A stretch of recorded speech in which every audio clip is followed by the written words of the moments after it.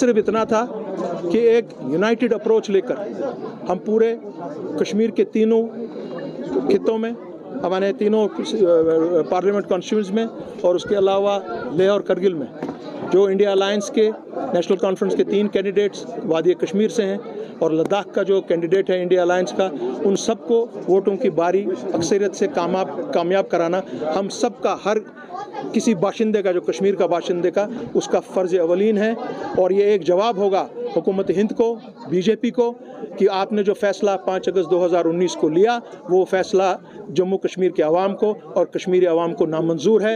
आपको 370 और 35A को किसी भी हाल में यहाँ पर वापस, हमको हमारी इज़्ज़त, हमारी बका और जो आपने हमारी टोपी गिरा दी है उसको इज़्ज़त से वापस रखना पड़ेगा, उसके बगैर आपका कोई चारा नहीं है। और यहाँ पे जो हमारे नेशनल कॉन्फ्रेंस के 3 उम्मीदवार हैं उन सबको भारी अक्सरियत से कामयाब किया जाएगा।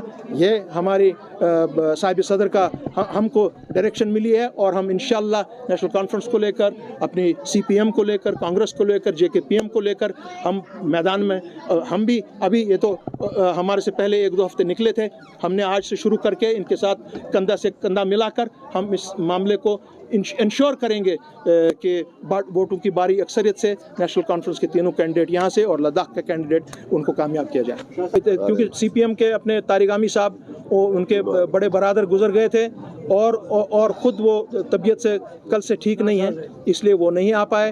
और JKPM के लोग जो अनंतनाग से चल पड़े हैं वो ऑलरेडी रास्ते में हैं, कहीं ट्रैफिक में, वो अभी तक यहाँ पर नहीं आए हैं। बाकी सब लोग, हम यहाँ पर जो मेन इसके पार्टीज़ हैं वो आपके सामने में खड़े हैं।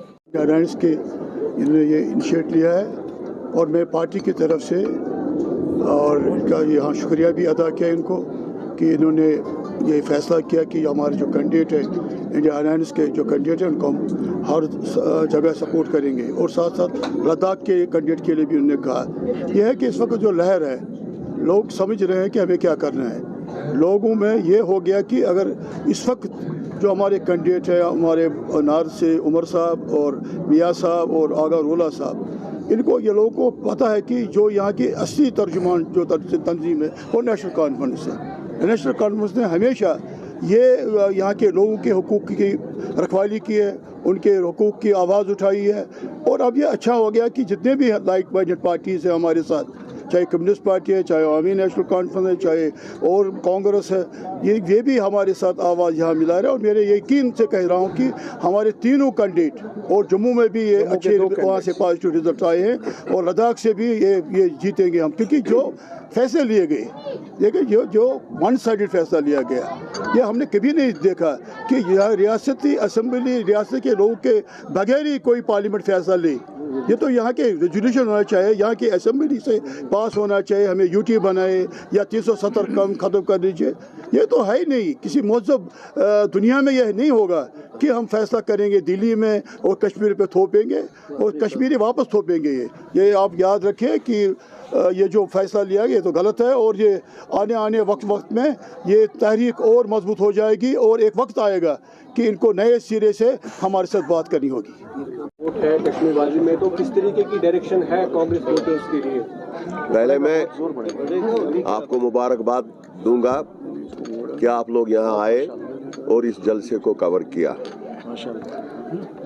सबसे बड़ी बात है जो कांग्रेस ने की है, वो अलायंस पार्टनर जो है वो सारे हिंदुस्तान में कामयाबी की लहर हो रही है उनके हक में।